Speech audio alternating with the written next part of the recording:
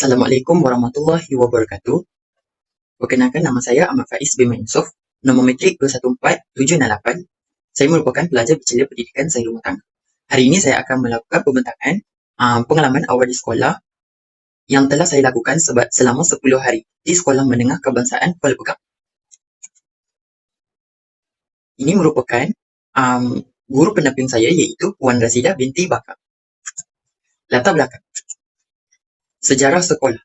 Pada Januari 1986, Sekolah Menengah Kebangsaan Kuala Pegang memulakan sejarahnya. Pada masa itu, sekolah hanya terdiri daripada 2 blok bangunan dan dijalankan secara 2 sesi.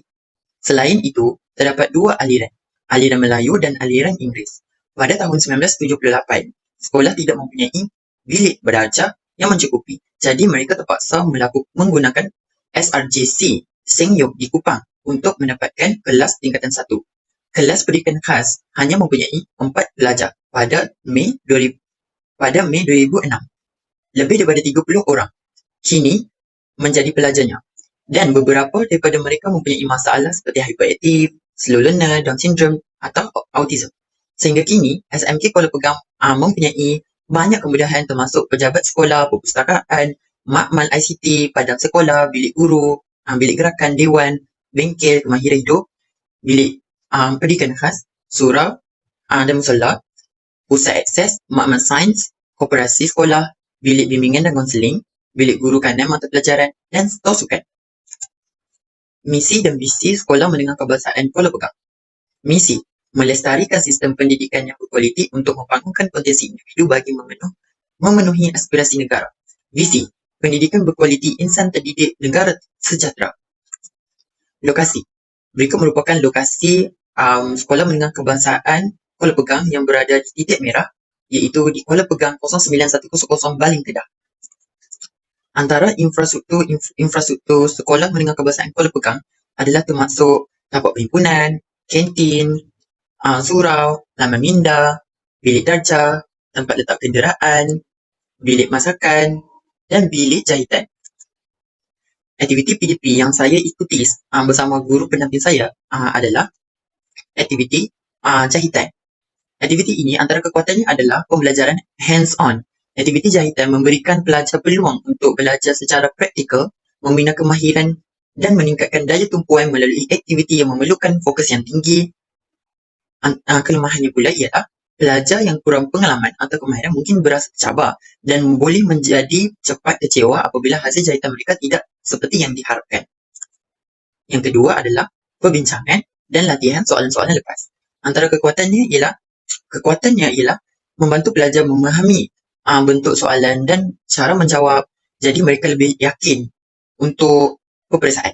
Kelemahannya pula ialah pelajar mungkin hanya fokus pada soalan yang kerap keluar dan mengabaikan topik lain yang juga penting. Antara alat bantu mengajar EBM dan bahan bantu mengajar. EBM, papan putih. Kekuatan papan putih mudah digunakan oleh guru untuk menyampaikan maklumat dengan cepat dan interaktif. Ia juga membolehkan guru melukis atau menulis dalam masa sebenar untuk menerangkan konsep dengan lebih jelas kepada pelajar. Kelemahan, jika papan putih digunakan terlalu banyak, ia mungkin kurang menarik perhatian pelajar. Mesin jahit. Kekuatan, mesin jahit memberi peluang kepada pelajar untuk belajar jahitan, meningkatkan kemahiran dan keyakinan pelajar. Kelemahan, mesin jahit memerlukan penyelenggaraan dengan kerap dan pelajar perlu menggunakan mesin jahit dengan berhati-hati. Jika pelajar tidak menggunakannya dengan betul, terdapat risiko kecederaan. Seterusnya ialah projektor LCD, komputer dan speaker. Dengan kekuatannya, dengan menggunakan teknologi seperti projektor, komputer dan juga speaker, guru boleh menyampaikan maklumat dengan cara yang lebih interaktif dengan menggunakan imej, audio dan video. Ini boleh meningkatkan minat pelajar dan menjadikan lebih mudah untuk belajar memahami konsep yang sukar. Kelemahan, peralatan ini bergantung pada bekalan elektrik yang berfungsi dengan baik dan sambungan yang kukuh.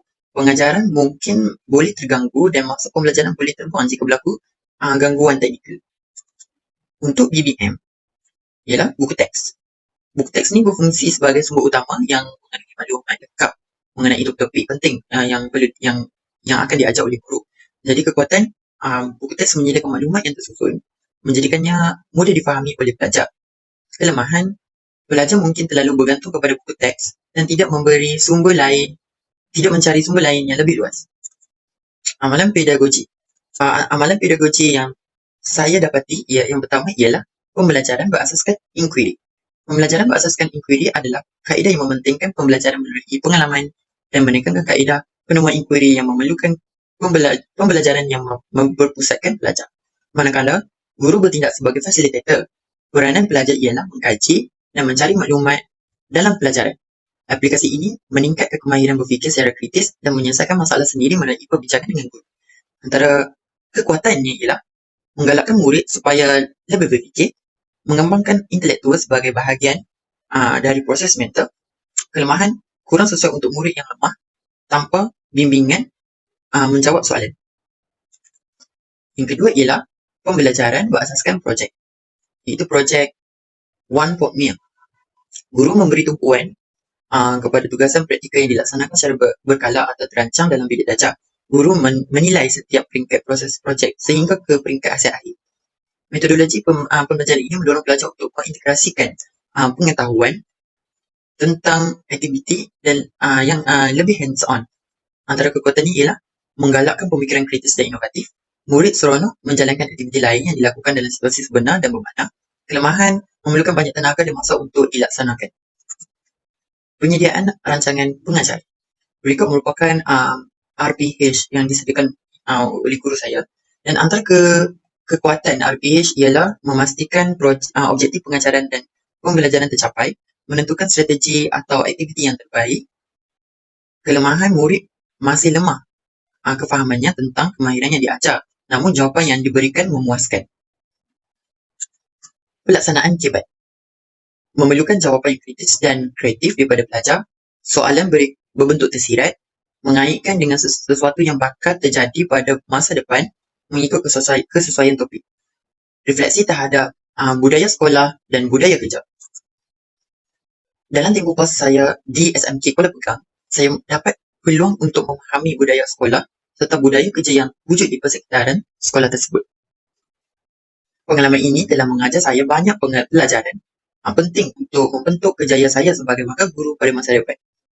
Budaya sekolah di SMK Kuala Pegang merangkumi nilai seperti kerjasama, penghormatan dan tanggungjawab. Antaranya ialah antara budaya sekolah di SMK Kuala Pegang ialah perhimpunan rasmi setiap hari Ahad, bacaan surah Toha dan doa-doa setiap pagi sebelum kelas bermula, bacaan Yasin setiap hari Khamis, dan pengasingan pelajar bukan Islam untuk aktiviti agama di kantin. Jadi antara kekuatannya ialah aktiviti ini dapat membentuk sastia dalam diri pelajar. Kelemahannya, aktiviti ini tidak melibatkan semua pelajar, iaitu pelajar bukan Islam. Jadi carangan penambahbaikan menggalakkan pelajar bukan Islam melakukan aktiviti yang dipimpin oleh guru bukan Islam. Budaya kerja. Budaya kerja di sekolah menekankan komitmen terhadap pembangunan profesional dengan guru mengikuti kursus dan latihan serta berkongsi pengetahuan melalui perbincangan dan maklum balas konstruktif dalam mesyuarat berkala. Kekuatan, guru berusaha meningkatkan kemahiran dan kerjasama untuk meningkatkan mutu pendidikan yang menyumbang kepada persekitaran pembelajaran yang berkualiti. Kelemahan, terlalu banyak kursus dan mesyuarat mungkin menambahkan beban kerja guru, mengurangkan masa yang mereka boleh luangkan dengan pelajar. Pengalaman ini mengajar tentang betapa pentingnya mewujudkan budaya kerja yang positif dan bagaimana ia mempengaruhi suasana pembelajaran dalam kerjaya guru. Saya bertekad untuk menambahkan nilai-nilai positif ini dengan berusaha untuk mewujudkan persekitaran yang menggalakkan kerjasama dan pertubuhan antara pelajar dan rakan sekerja. Secara keseluruhan, berfikir tentang budaya sekolah dan budaya kerja di sekolah menengah kebangsaan Kuala Pegang telah membuka mata saya tentang betapa pentingnya kedua-dua aspek ini untuk mewujudkan persekitaran pendidikan yang berjaya.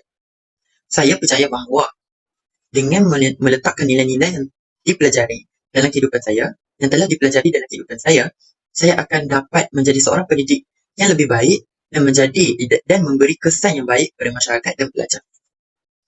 Carangan penambahbaikan.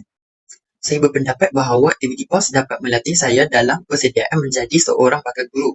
Namun antara cadangan penambahbaikan yang perlu diambil kira ialah tempoh pelaksanaan PAS yang singkat Jadi saya berharap aktiviti pelaksanaan PAS ni dapat dipanjangkan. Rumusan.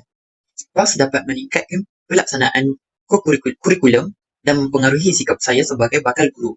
Ini memastikan kualiti guru sepadan dengan peranan dan sumbangannya sebagai pemangkin modal insan dalam pendidikan negara.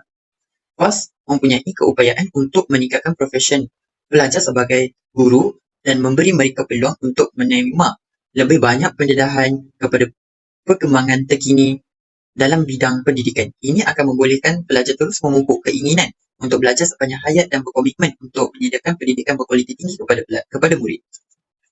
Aktiviti sulam. Aktiviti sulam yang saya cadangkan ialah kelas memasak sihat.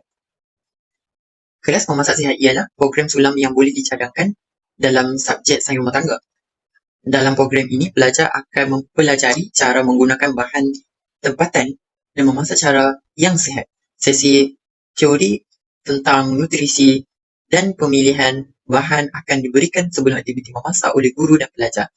Pelajar akan dibahagikan kepada kumpulan kecil untuk menyediakan hidangan mereka sendiri. Ini akan memberikan mereka peluang untuk menunjukkan kemahiran mereka dan kerjasama. Program ini bukan sahaja meningkatkan kemahiran memasak pelajar, tetapi juga mengajar mereka tentang pentingnya mengambil pemakanan sihat setiap hari. Itu saja pembentangan daripada saya. Sekian, terima kasih.